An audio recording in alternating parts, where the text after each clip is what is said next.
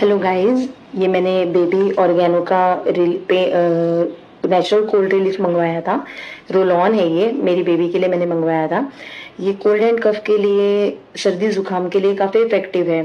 अगर आपके बच्चे को कोल्ड एंड कफ हो रखा है तो आप इसको इजीली यूज़ कर सकते हो। 100% आयुर्वेदिक है और पीडियाट्रिशियन से और डर्मेटोलॉजिकली ये टेस्टेड है।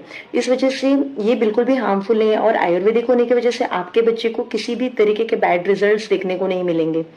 ये अमेज़न पे बहुत इजीली तरीके से अवेलेबल है, काफ़ी अफोर्डेबल है। आप इसमें देख सकते हैं, इसमें रेट दिया हुआ है, बट ये आपको उल्टा दिखाई देगा क्योंकि मैं मोबाइल के कैमरे से शूट कर रही हूँ। मैंने तो अपने बेबी के लिए यूज़ किया, मुझे काफ़ी अच्छे रिजल्ट्स दिखाई दिए। मैं आपको इसको ओपन करके दिखाती हूँ कि अंदर से ये किस तरीके से दिखता है।